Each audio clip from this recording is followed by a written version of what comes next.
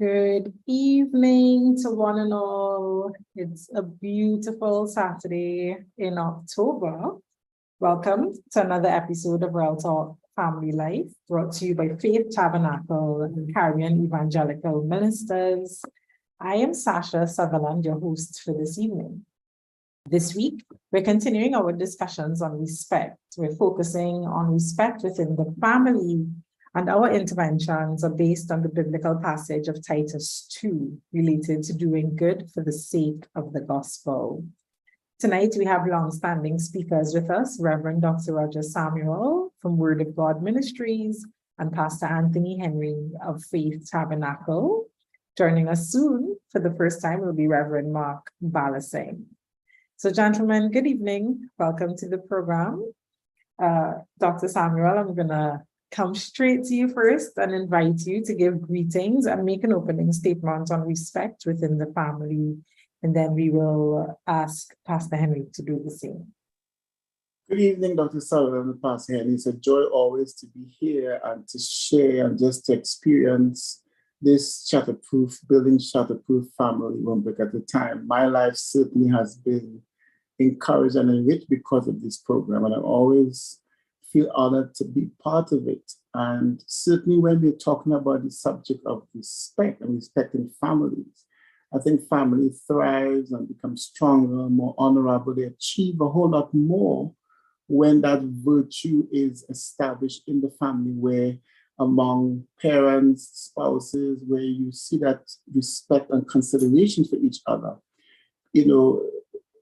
Family members are encouraged not only to respect each other, but to respect their neighbors, their fellow man. So I think it's so important for that to start in the family unit. And I believe once we start building those important principles in the house, we know for sure it will eventually, by extension, affect our community and our nations. And so I think those virtues are so important. And I'm glad for us to have that discussion this evening.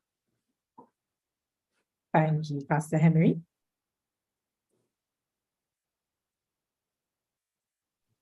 Thank you, Dr. Sutherland, Pastor Samuel. Good night, everybody. Good evening. Nice of you joining us this evening.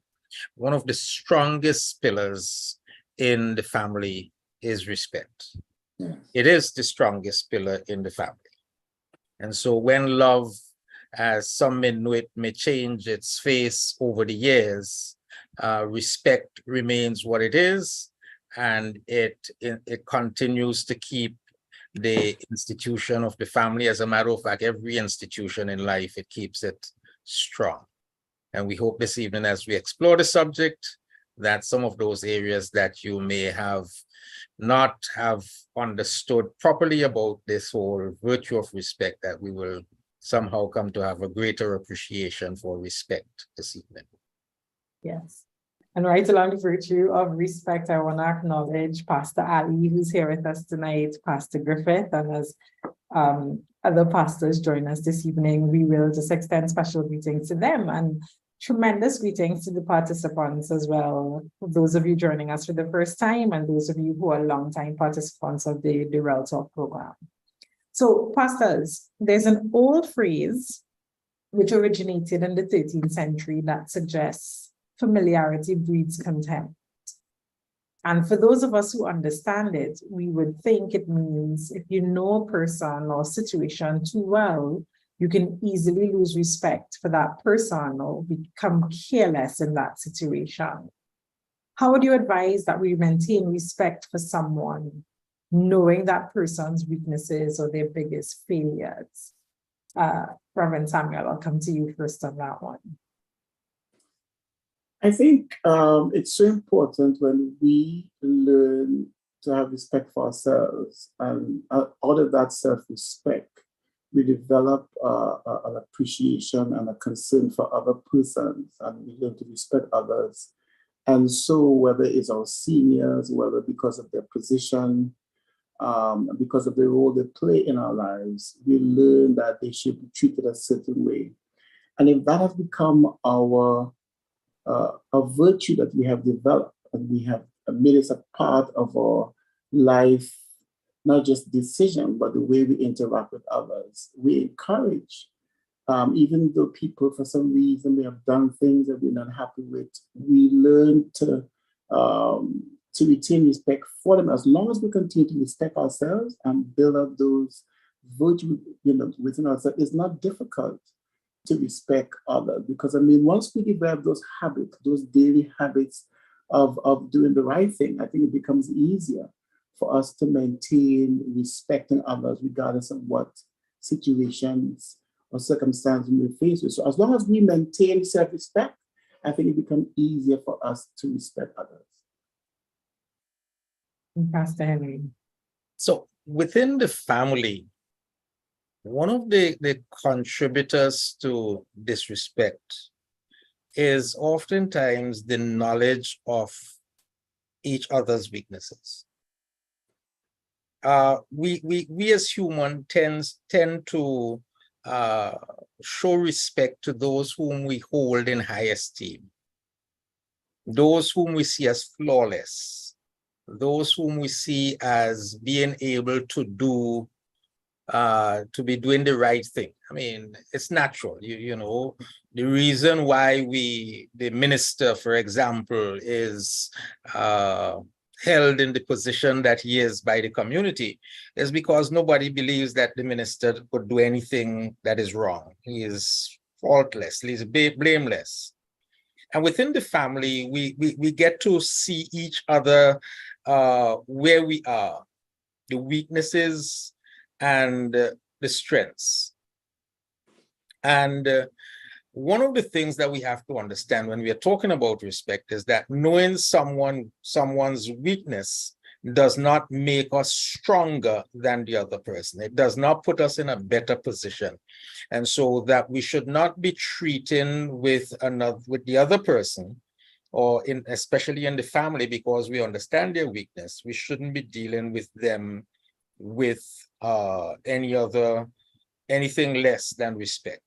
And so those who look down and belittle or disrespect the weak, one of the things you need to understand is that if you do that because you know about the husband or the wife who is weak, and you look down upon them, you disrespect them because of their weaknesses, it just shows that you yourself is weak. Yeah. And so the behavior is prevalent in the home, right? Mothers share the details of their cheating husband with their children. And husbands as a means of highlighting their strength in financial judgment, constantly remind their wives of their of the fraudster who conned them. And so as individuals, we need to understand that respect comes from a position not of weakness, not of being weak with the person, but of one of being strong. And I would like to draw from the scriptures. Adam respected Eve's decision to eat the fruit. Adam respected Eve's decision to eat the fruit. And having seen or having had a good knowledge of the long-term consequences, he respected the bad decision and shared in the suffering of that decision. And so we are told that the last Adam, Jesus Christ, did the same thing. He too respected our decision to rebel against God and shared in the pain of our mistake. Romans 5:6-8, you see that just at the right time when we were still powerless, Christ died for the ungodly. Very rarely will anyone die for a righteous person, though for a good person, someone might possibly dare to die, but God demonstrates his own love for us. While we were still sinners, Christ died for us. And so to avoid that kind of a disrespect, to avoid disrespect because somebody has made a mistake, somebody is in a bad situation, we have to learn to act like Adam and Jesus and do as Paul taught. And the passage, my go-to passage in cases like these, when we tend to disrespect the family member because they made some foolish mistake, is to Galatians 6:1-5. Brothers and sisters, if someone is caught in a sin, you who live by the Spirit, or the King James says, you who are spiritual should restore that person gently. But watch yourself, or you also may be tempted, carry each other's burdens, and in this way you will fulfill the law of Christ. And if anyone thinks they're something when they are nothing, they deceive themselves. So if you think that you are esteemed and the other person is not, you have to be very careful lest you are just simply deceiving yourself. Each one should test their own actions. Then they can take pride in themselves alone without comparing themselves to someone else, for each one should carry their own load. And so that we see the whole content, or the whole base, the whole foundation for giving respect within the family, that in recognizing others' mistakes, others' decisions, we are not necessarily we are not necessarily saying that the decision that they made is perfect, is right, but we are saying that we are sharing in the pain that they're experiencing in their bad decision, because we are respecting that the decision that they made was theirs, even though it was wrong. We are respecting, showing respect even in those situations. And Pastor, that is so, just hearing it, it teaches us how much, if we practice those things in families, how much more different we will be, because the one we are aware of their weaknesses, but we have to also be mindful that we too have weaknesses, and we have to really consider ourselves. So that point is just so important, that we treat others the way we want to be treated as well. So I love that scripture that you brought out there. It's so relevant. Yeah, and it is almost, leading me to ask about restoration, but we'll save that for a little bit later. Before we get to restoration, I want to ask if you would identify some of the not so obvious consequences when there is disrespect among family members. And I know, Pastor Henry jumped straight to husbands and wives and respect. And often we hear that, women's language is love and men need respect. But I think both persons and even children, everybody wants to be respected. What happens when there's disrespect among family members? Pastor Samuel. Wow, it's enormous.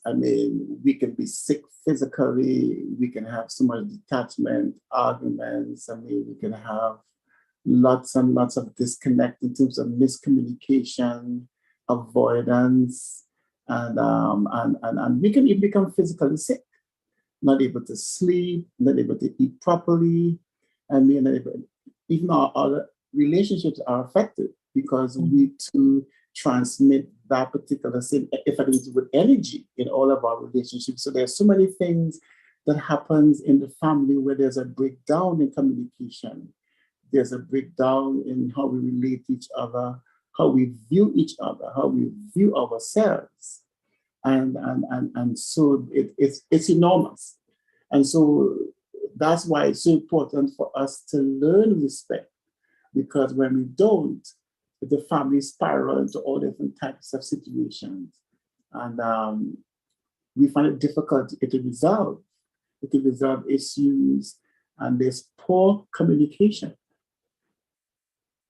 And so I think it's important for us to really be aware of things. And even most of us can look back in our own personal lives and see what has happened when we have not respected each other, how we encourage other people not to respect them, and then people take on our battles.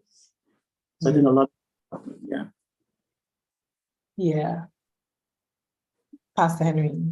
Yeah, so I usually start the family on the basis that there must be a family mission statement. The family must have an agreement as to the direction of the family. And so once respect steps in, that purpose statement, that mission statement is broken. because you have agreed to live in a particular way. You, or I shouldn't say once disrespect has stepped in, you have broken that, disrupted that family mission statement. Let me share a simple example. Years ago, I had this couple that they were married, and the guy, they went to here in Trinidad to courts to purchase a stereo system on hire purchase. They didn't walk with all the documents. And so it was a weekend, so they had to go back the following week. The following week, the guy went back and saw a better system that was a little bit more expensive. He was the working guy in the family. And so he felt, well, I am going to get the system. No discussion with the wife. Takes the system home, and there the erosion started. They ended up in divorce, not over this particular issue, but that's where it started. And so it was a whole matter of disrespect. Somebody may not see it that way, but if you have an agreement to do something with someone, and for some reason or the other, you're going to change your mind and do something else, you're going to operate differently without consultation, it is blatant disrespect.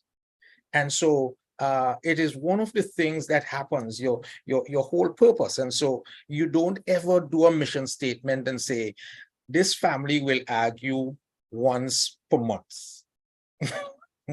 We will have a fight once per month. So when that fight comes up, somebody has broken what was accepted, either written in purpose or in intent for the family. And so there is something that has gone awry, there is something that is out of line, and you realize that it is an action that has caused pain, that has caused disrespect to the other person, and is causing pain. And one of the things I want to say too, because there are some people who interpret and understand disrespect different to others. And so you need to even define that when you are discussing certain things, when you get into a relationship, because you know, if you are from a home where the Queen's English is the form of language that is used to describe things around you, then you speak the Queen's language, and you are going to be respectful in speaking the Queen's language. If you get involved with somebody and you bring this person into your family, and somehow the person has a very poor vocabulary, and the language of the street is the form of expression. Once that language is used in the ear of the person who is of the Queen's language, you're going to, well, not Queen again, King, it's King now, right? You're going to have problems. You're going to say, but you're disrespecting me. You're using words that you're not supposed to be using. That's disrespectful. Well, you have to bear in mind that the person who is using the words, those are common words for the person. Those are, you know, language that the person accustomed to use. There's nothing intended for disrespect. And so oftentimes the reason, or let me say, the reason for having the mission statement, the purpose statement, is to have these things clarified. And so instead of fighting over little issues, over words and what have you, you're dealing with the big purpose. You're dealing with what is important. And so when there is disrespect, it affects the big purpose. When there is real disrespect, it affects the big purpose. Yeah, I'm here taking notes, Pastor Henry, because I laughed at your stereo example, right? Oftentimes we just see what's in front of us, which is the stereo, and we're unable to articulate that it is not the stereo itself that is the problem, but the fact that we've deviated from what we understood was a part of that vision or that mission statement, that we will talk things through, that when, you know, we're making particular decisions, we make sure we collaborate. And so that guy is thinking a better system for a few $100s more.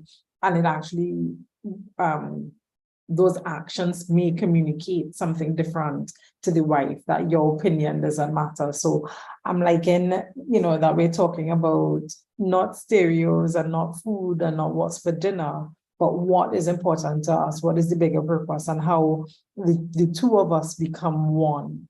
So then my question to you, to both of you, is how do we, or can we recover after we've lost respect for someone, perhaps for very valid reasons? So we're not talking about, you know, physical abuse or emotional abuse. We're not talking about irreconcilable differences. We're talking about things have broken down to the point where somebody feels like they've tried everything and nothing is working. Can we recover from losing respect for someone? Pastor, I'll come back to you first. Yes, definitely. Once you realize that there is an offense, I think this is the key, because the other person may claim, listen, I am offended by what you have said.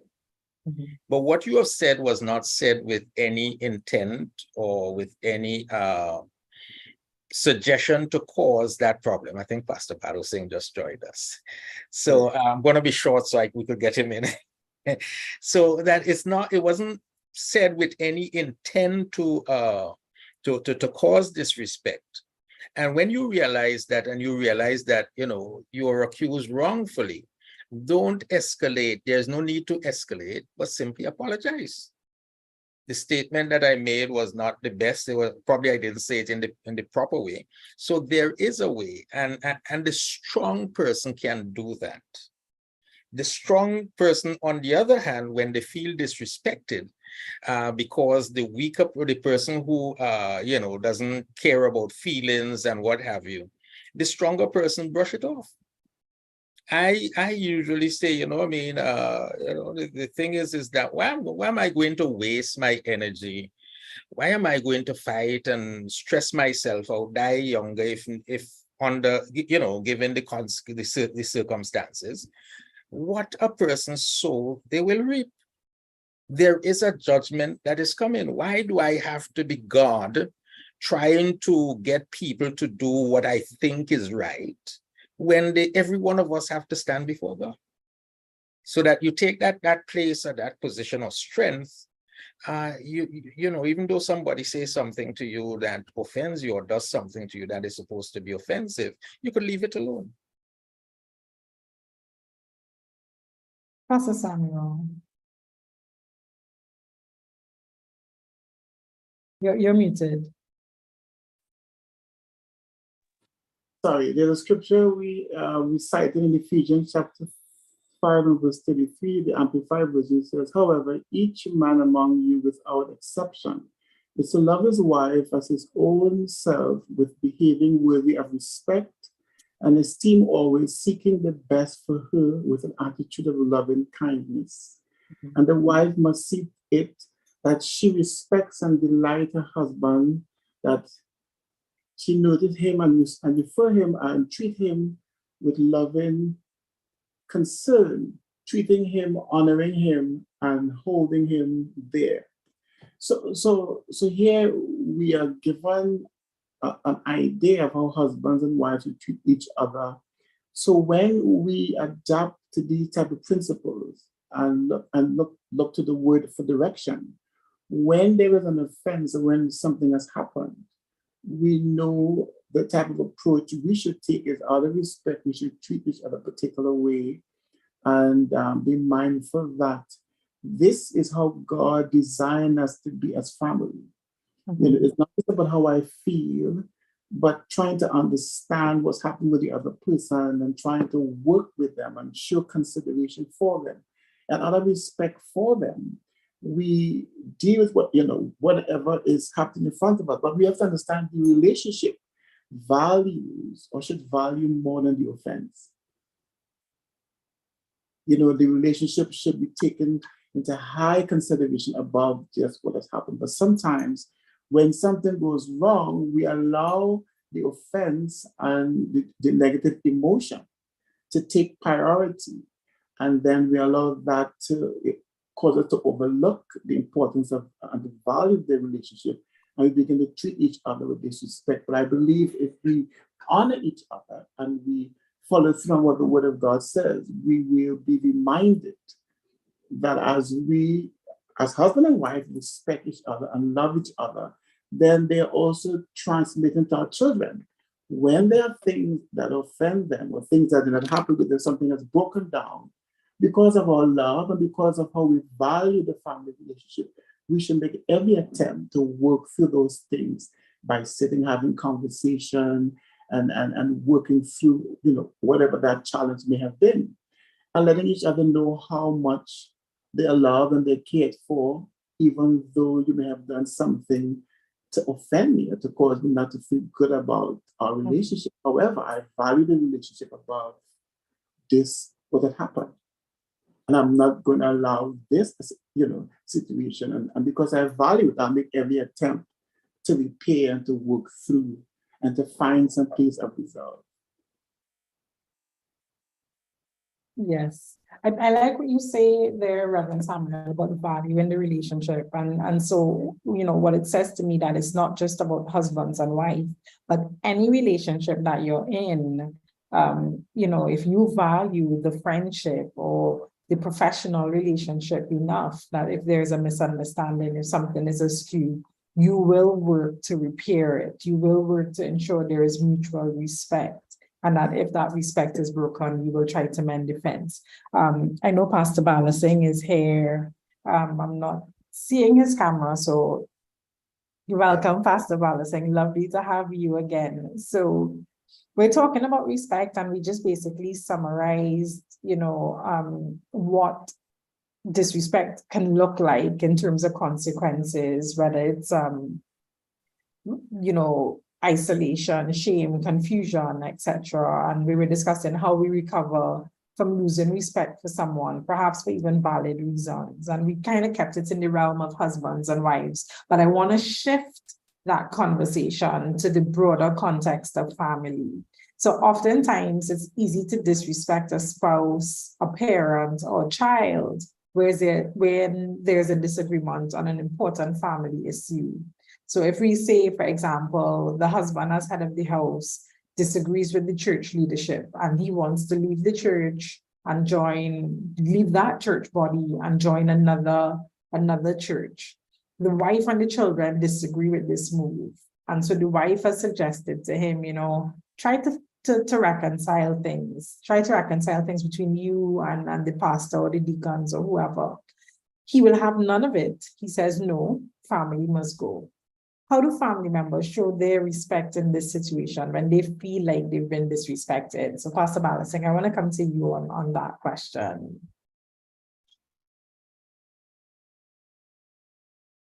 Good night to everyone, and so grateful and thankful for the invitation to join you again. Let me just, I went through the topic that was sent. Let me just step back from your question for a minute.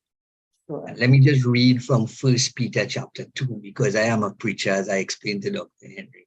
So I always like to base my thoughts from a biblical perspective, 1, and 2. I like to define. That is something in me, that if we're discussing something, I want to have it defined. And 1 Peter chapter 2, and verse 17, and we would all know this verse of scripture in terms of the context, and it says, show respect for all people, treat them honorably, love the brotherhood of believers, fear God, and honor the king. And as we look at the whole aspect of respect, the Bible gives good guidance and sets good precedent in terms of respect. In fact, I believe it is in Proverbs that tells us a wicked nation is a nation that has lost respect for elders and for their youth. And so we see this whole effort of respect. And let me say this very very thankfully to the smaller islands who are viewing tonight, to the islands up the islands, that I am always amazed. I am always grateful, thankful when I go up the islands, because you may not be as advanced as Trinidad and Tobago and have all these big buildings and all these things. And when we visit, we have found out from the smallest child to the oldest person, very respectful in your community. That is commendable in terms of the islands, that we go up the islands and we visit. And it shows that there is a base somewhere, whether it be in the home or the church or the society, that has inputted into individuals the need for respect and how to draw that respect. I was speaking to a man from China today, and he was saying to me, he says, if a teacher gets on the bus in China, you get up from your seat and you give your seat to the teacher. Because without the teacher, you cannot be a scientist, you cannot be a teacher, you cannot be anything, because they respect the teachers in China. So if you're traveling on the bus or the train, and all teachers have a badge, it says on their coat, so you identify them as a teacher. And it doesn't matter where they teach it. From the time they board the bus or the train and you're sitting and they're standing, you are obligated to stand and give them your seat. And sometimes, you know, we look at these countries and we look how they operate, and some of them operate and we say they're totalitarian and they're over-disciplined and they're rigid. But there's a certain level of respect and honor that they give to elders and those around them. Coming back to your question, in terms of a husband being the leader and head of a household, and the priest and the provider and the protector, and there is some situation in the church, and he says, we will go to another assembly.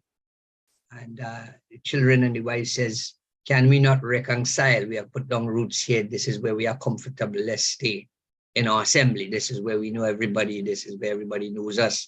This is where the church family surrounds us, prays for us, etc. And so I think that one of the things is being able to, and you use the word correctly, to reconcile. And so reconciliation should mirror some form of respect. For instance, if there is a disagreement, if there is something that we're not in agreement with, we should have the ability, and we should be respectful of the shepherd of the house and the angel of the house, that we can sit and have a clear discussion on what we are not pleased about. And I think if we can't do that in the church, then God help us a little bit, because something is wrong. And so there is the need for dialogue and conversation. I think one of the greatest challenges in situations like that is the ability to articulate well and to converse with a leader, such as a pastor, a shepherd, a bishop, apostle, whoever it is, and to really make a point without being disrespectful, one, and two, giving consideration to whatever the situation is, and being able to put yourself in the shoes of another person, especially a leader, to understand what they have to do and why they have to do it. And so I say, when we look at that whole issue of folks wanting to leave a church, and folks today leave churches for all kinds of reasons, some very trivial and some very, very nonchalantly, they just, find some little thing. They didn't get the seat they're accustomed sitting down in and stuff like that. And, little things. And the Bible says the little foxes that spoil the vine. And sometimes it's the little things that end up growing into big things and cause disrespect to come into a relationship, into a home, into a family, into the church. And so we need to be operating in an honorable way towards each other, whether we be a pastor or not, just in the home, to be honorable to each other and respect each other. And I'm not saying that there wouldn't be disagreements and there wouldn't be arguments. Those things happen all the time. That's a natural thing. But it is how we treat with it and how we speak to each other and how we dialogue with each other and communicate with each other.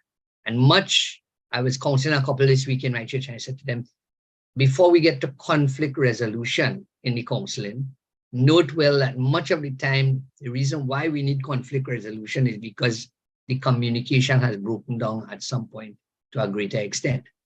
And it comes to that point of disrespect, where you have to have now conflict resolution. So I would say that if people are in those positions, then there is the need for ready communication, mediation, somebody who can sit there and mediate if you're not comfortable with the pastor. And when we counsel folks at our church, we always like to have a third party inside there, sitting, listening very objectively, and make sure that no respect is lost on either side. So that conversation needs to be had. And I think that when we encounter situations like this, your conversation, your communication is critical in situations. Pastor Balasang, I feel like you summarized our entire 2021 year when we walked through conflict resolution and communication and win-win situations. He just so succinctly, just recap 2021. So, Reverend Samuel, I'm going to come to you and then to Pastor Henry. Summarized our entire 2021. Ooh, I think something from YouTube. Okay. Reverend Samuel, let me come to you first. What advice would you give us there? You're muted. Hearing Reverend Balasang explain and articulate perspective is really amazing when we apply God's word and God's principle to our lives, how it changes everything. Because then we have an opportunity not just to look at how we feel and how we think, but what is God saying in the matter? How does God want us to deal with it? And I think a sign of our maturity is how we choose to resolve, how we choose to work through situations. Because in life, it's not possible to avoid every type of conflict. We will at some point in time experience something. And we need to know when those things happen. It's our maturity kicks in, our humility kicks in, and our willingness to resolve and our willingness to work through and derive not only at a decision that we want for ourselves. And oftentimes in our conversation, even in marriage counseling, Pastor Henry, in many of our discussions, it's not just what I want or what you want, but something is what's best for the relationship, what's best for the family. And so if we think beyond just our individual desire, but how this decision impacts the whole family should be taken into consideration. And so I think once we have that kind of maturity and willingness to look beyond our own interests, because the Bible teaches us not just to look on the interests of our own, but the interests of others. And in this case, the interests of the family. So that should be given great priority and great consideration so that we will not just keep making this, because I'm the head of the home, it means whatever I say goes and whatever I decide. I mean, yes, you are the head of the home, but then there's a greater need for consideration and for seeking to find out what's best for the family and how does God want us to treat with this, and being mature enough to work through whatever those challenges are to ensure there's respect and the outcome satisfy all. So I thank Reverend Balasang for so articulately giving us that perspective. Yeah, Pastor Henry. I was in Bangkok, Thailand a few years ago. And working with me was a white American. And courtesy is the name of the game in Thailand as far as customer service. And so when we got to the hotel, there was somebody to open the door. And I noticed on one evening, the guy would, when I get there, the guy would bow to the white guy halfway. And to me, he would almost touch his knee.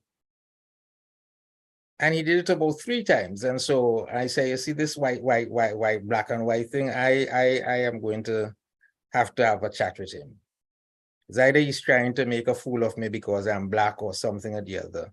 And he's giving the ordinary bow to the guy. So I went down and I had a conversation with him and talked for a while.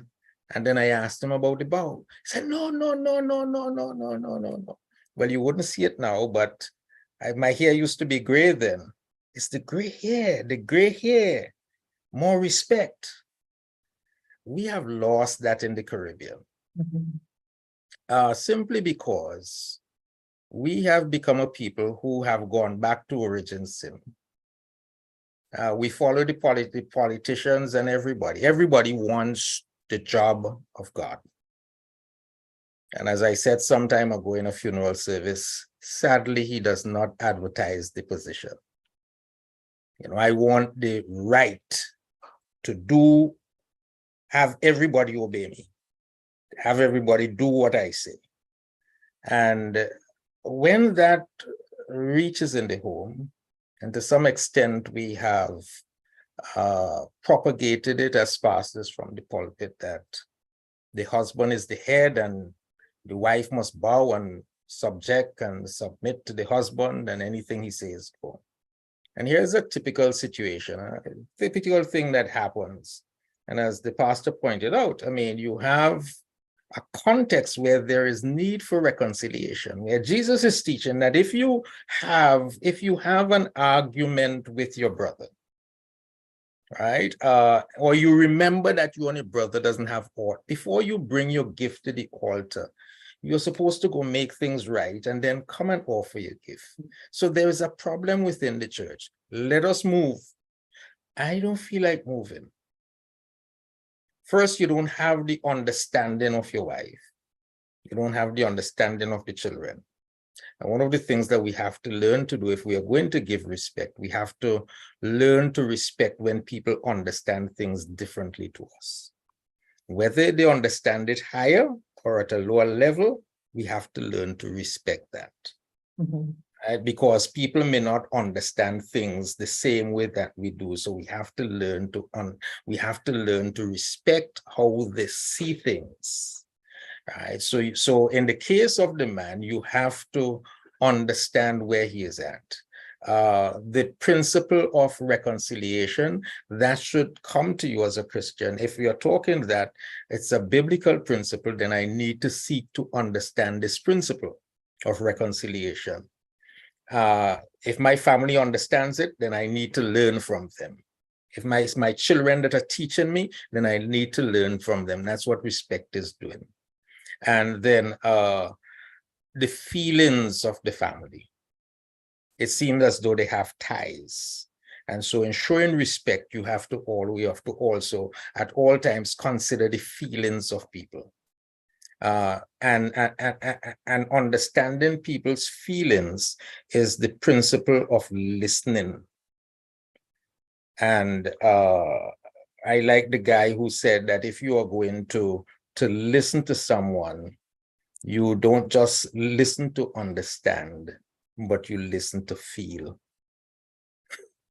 Now, that's the point where Jesus, when he spoke to the crowd and he saw what they were suffering, he had compassion. I think it's Matthew 9, where he felt the needs, he had compassion. And compassion, the 2 verbs there, compati, to suffer with, the 2 Latin words, to suffer with. So he actually was suffering with the needs of the people. And so if you are going to show respect for those people that are below you, that don't agree with you, that share different views to you, you have to learn to suffer with them. It's then you learn respect. It's almost like, when you speak into a child, usually you're standing up when a child comes to you, most people will get down to that child's level. I'm hearing you all respond and I'm actually seeing that imagery. Can we get to the level of the other person to see if we understand and to see if we can come to an agreement? And even if we think we know better, how do I listen with understanding? So I'm getting some thorns in my side from this discussion and thinking, there are some conversations I need to have. So we've spoken about it generally, husbands and wives from the family perspective. But what do you say to parents who, in our perception, tolerate their children's disrespect for adults and institutions? One of the inferences made tonight is that we've become, quote unquote, westernized in the way we approach, respect. And it might do us well to adopt some of our Eastern culture behaviors and rebuild that base. So what do you say to parents who tolerate their children's disrespect for adults and institutions? Pastor Balasing, I'm going to come back to you on this one.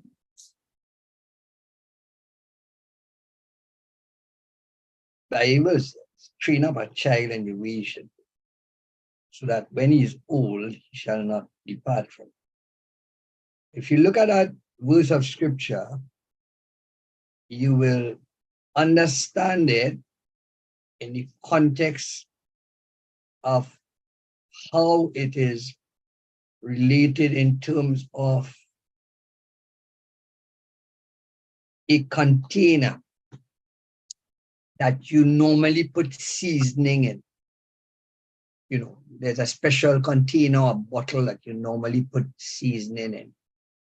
And you use that for years. Maybe your parent use it and you end up using it. And everybody in the house knows this container, this bottle is specifically for seasonings. So anytime somebody crush seasoning and grind up seasoning, put it there. And anybody could find it because they know this is the seasoning bottle, this is the seasoning container. And after a while, no matter how well you wash that container or bottle, you always get a whiff of the seasoning that was in that bottle or that container, especially if you put it in plastic, because plastic holds that kind of scent, and you use hot water and you wash it out, but somehow you get that scent of the seasoning.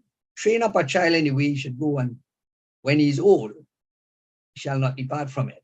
And so in your training of children and in our upbringing of children, we inculcate in them respect, thank you, and please, and in terms of manners. Let's look at a simple thing: manners. Yes sir, no sir, yes ma'am, no ma'am.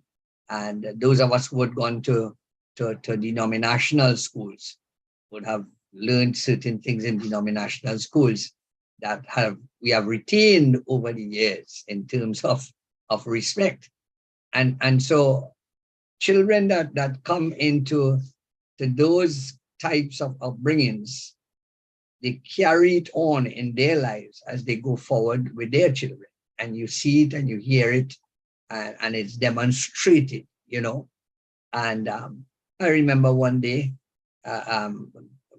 we lived downstairs our grandmother's house, and my mother sent me upstairs for ice cubes because we didn't have a refrigerator. My grandmother had one of those old fat refrigerators. And I went upstairs with ice, and I just, put down the bowl on the counter and say, "Ma, give me some ice." I was quite young. She took out the ice and she put it in the bowl. But what came after the ice, up to today, reminds me that asking for the ice required thank you and please, and that remains. And today, we're living in a different society. And you're right, we've become kind of westernized, even in the Caribbean, where children have come to that point where basic things, basic respect, they have not learned it, or they've been influenced by Western influence and North American influence. North Americans will tell you when the child is 17 years old, they have to leave the house, make it on their own and find a way somehow. That's their culture. Here in the Caribbean, we will try to raise our children and give them a good start and give them some foundation before they go out into the world. So I think the whole culturally, it's a different setup. And so the need for respect and the world has changed so drastically. Everybody is so self-opinionated and everybody is Google-minded. You ask anybody anything, they have no upbringing. I'll Google it, you know. But there are some things that we need to implant in our children and implant in our young people as they go forward in their own individual lives for their families, that they will reflect that kind of respect that is required. And sometimes we think it's a big thing, but basic things that we need to put into their life so that they can understand and they can practice. I think when you look at respect, it's something that we need to practice. It is not something that we just speak about, but we need to practice it. And so as we look at our children around us and we look at children in the home, I mean, I can't feed you, give you uniform, send you to school, put clothes on you, do everything as a father, put a roof over your head, do everything I'm supposed to do. And then you think that you should be able to raise your voice or say something in a disrespectful manner. And I am old school, so I will treat with it, you know, a little old school. But there is a need. As my children got older, we had a better understanding. You know, when they were very young, I did not spare the rod. I know some people will take me to task for that, but as they got older, our communication changed. They were going to high school. They all have their degrees now. So when we communicate at a totally different level. And we may have a discussion or a debate, and they will try to impress me how much they know because they have the doctorate and the degree and all them kind of things. But I have experience. Degree here, Dr. Henry, is because of the wisdom and the experience. So it could inculcate some respect, you know, no matter how bright you are and how much degrees you have. I am still the head of the home, and here's what I have: some experiences that you don't have. So let me input that into your life. It will help you in terms of respect. Pastor, I'm going to give you the opportunity to respond because you'll be exiting shortly. Go Yes, ahead. I'm supposed to be heading to the airport at this time. All right. So actually, let me just reinforce what our pastor mentioned, Pastor Balu Singh. I was in Mauritania some years ago, and this young man said to me, you know, I want you to see what the music is like in Mauritania. So I'm going to take you out tonight, and Friday night I'm going to take you out, and you know, we're going to go around and see and so on. So when it was 9 o'clock, the guy didn't show up. So I said, well, he's not coming again. At minutes to 12, he called, and I said, well, no, I'm not in that kind of entertainment. He said, no, there's anything starts in Mauritania before 12 o'clock. And when I asked him, so what's the reason? He said, well, there's nobody to attend anything, because the culture in Mauritania is that once the parents are awake, the children do not leave home. It's a sign of respect to your parents. And I said, my goodness me, probably that may have come to the Caribbean with us, with our parents through slavery, but we have lost it. We've lost it. And you know, the whole idea is that we need to get back there as far as children and parents are concerned. I've heard, so, you know, well, let me say the parents have to first show the respect to the children. You can't be using obscenities in the presence of your children and don't have them returned to you. And so if you treat obscenities as a form of disrespect, then you have to learn to respect the child. It is important that we work hard, that we work with young parents. And I think that we have somehow the whole cat has slipped out of the bag, as it were. And it's time for us to work now to see how we can bring back with the young parents, bring back respect to the family and within the Caribbean. They would do us well, it would do our communities well. Okay. So let me say good night to everybody and thank you for joining us. But I checked in already, but I gotta be there just to make sure I get the flight. Thank you. Thank you for still being here, Pastor Henry. Yes. Dr. Samuel, I want to come to you. What would you add when we talk about parents tolerating children's disrespect for adults and institutions? I think, quite frankly, once you do that, you're preparing your own self for disrespect.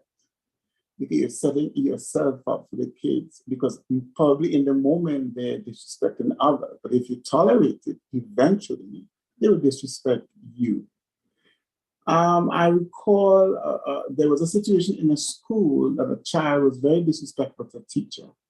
And the teacher corrected that child. And the child wasn't too happy with the teacher's discipline. The child went to some higher authorities, and the authorities came back and reprimanded the teacher, saying that the child, she should not have, for X number of reasons why she should not have discipline, and the child, yada, yada, yada, yada.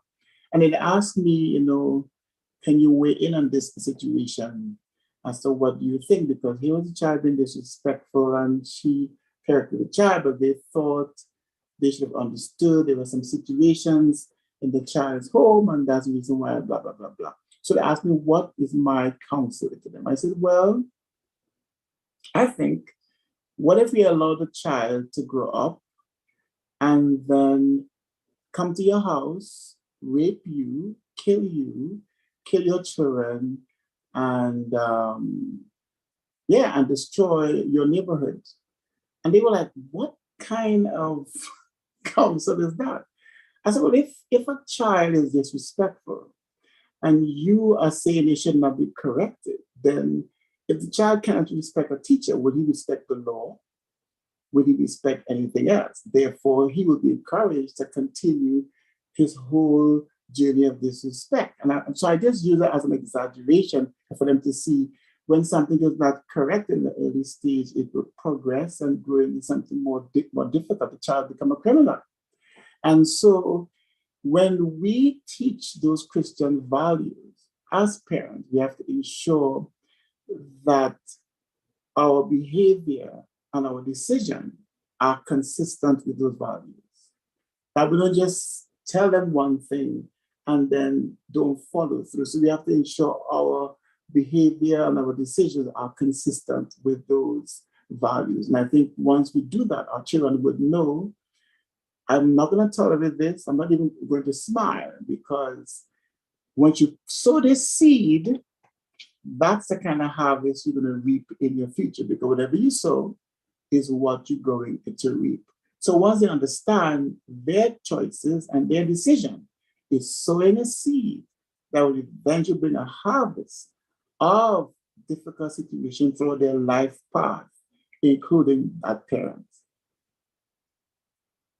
Thank you. Thank you so much. I mean, I'm listening and some of the messages coming in, of course, is the importance of husbands and wives respecting each other, how we use respect to settle families, how parents should command respect from their children, but not demand it, which are two completely different concepts. And so that church members should be respectful to each other as belonging to the same family. So just to wrap up, I would ask each of you, what are some of the small things we can do to restore respect? We already spoke about restoration in the home, but what about the church and schools? If you were to say one thing tonight before we close the program, what advice would you give us on restoring respect within the church and the school? Actually, thank you very much for that comment. I think someone just put something in the chat. So we always encourage, if you have questions or comments, please drop them in. So before we come to that final question, pastors, someone asks, do you think expulsion of that child without any other measures such as counseling or training programs would assist in restoring respect to to that child. So it segues into the same question I'm asking.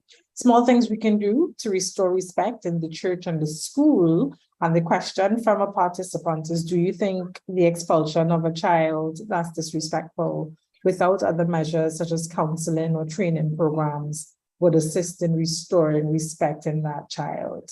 So, Pastor Samuel, your mic is already unmuted, so I'll ask you to respond, and then Pastor Balasing, I'll come to you. I think we should choose every measure to ensure that respect.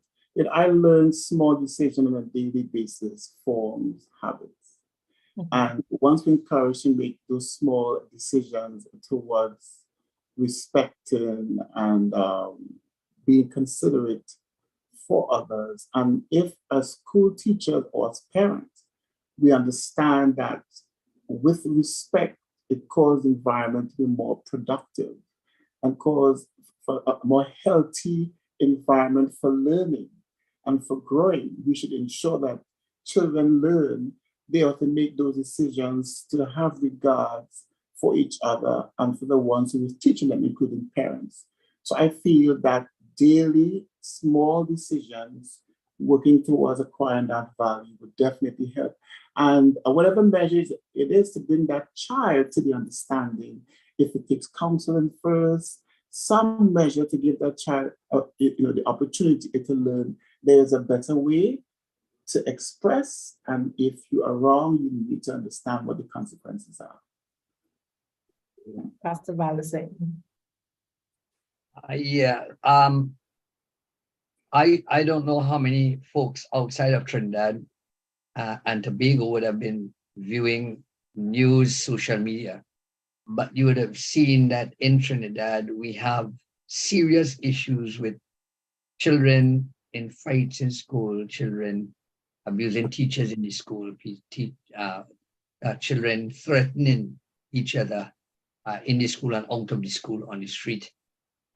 Some people view that as disrespect that has emanated from the home based on whatever examples they're seeing, or whatever examples they're encountering at home.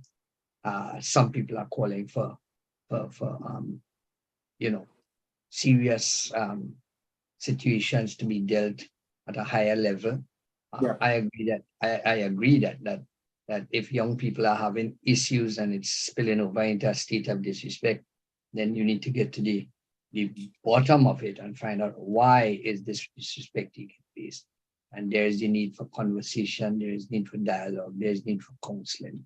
And I think that if it is not being solved at different levels, then you would have to escalate it and get it to the point where some kind of conversation can ensue to bring a turnabout in that attitude.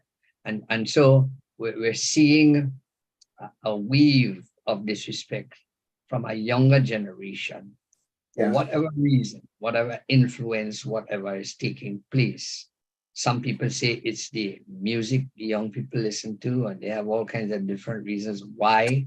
Psychiatrists, the psychologists, the counselors tell us all the reasons why this disrespect is taking place. However, getting to the core issue of this is that we need to extend to young people, to homes by extension, the avenue that is required to bring about that kind of dialogue and to bring about that kind of respect.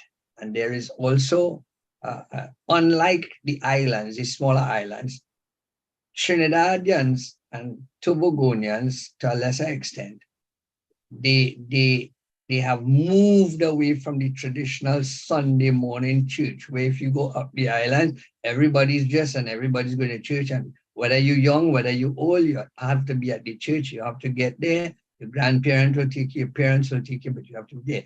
Today, it is not like that in Trinidad anymore, and in Tobago to a lesser extent. And so you have a generation that have grown up and they are devoid of any teaching from the church in terms of the Bible and what the Bible says. And you have a whole totally different generation that the preachers now have to contend with. We have to contend with a totally different generation who are not passive and who are not quiet and who are not respectful, and they will question everything you say. And if you don't have the answer to give them, they will go outside externally of the church looking for those answers. So you have a lot of challenges with especially young people in terms of treating with disrespect, you know.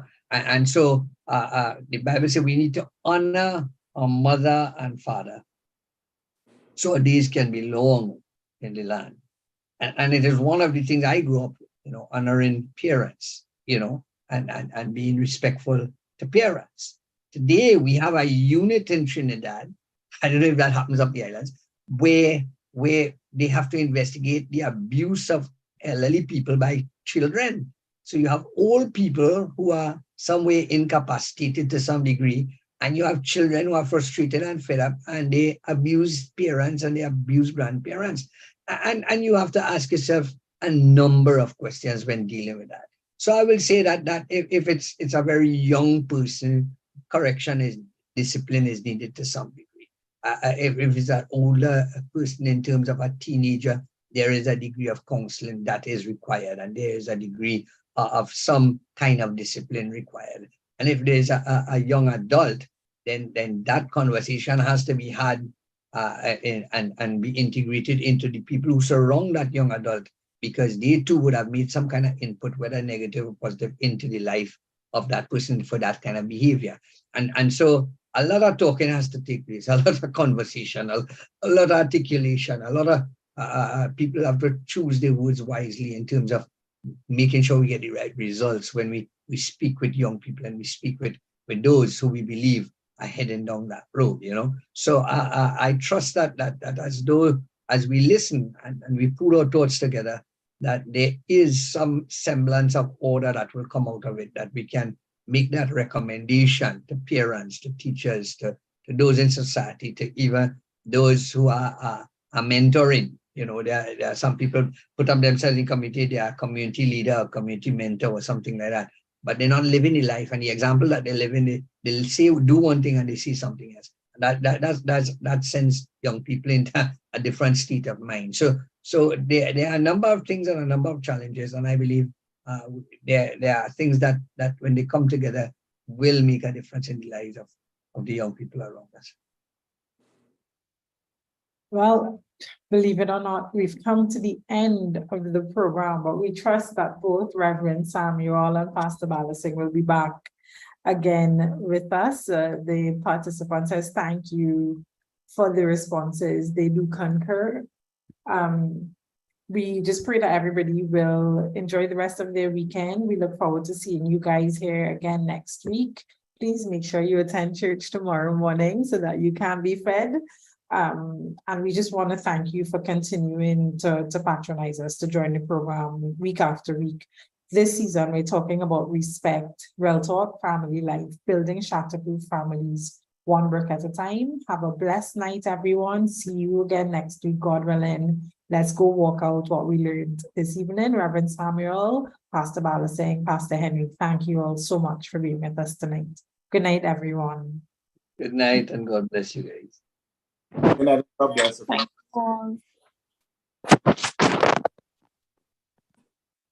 Good night to all of you all.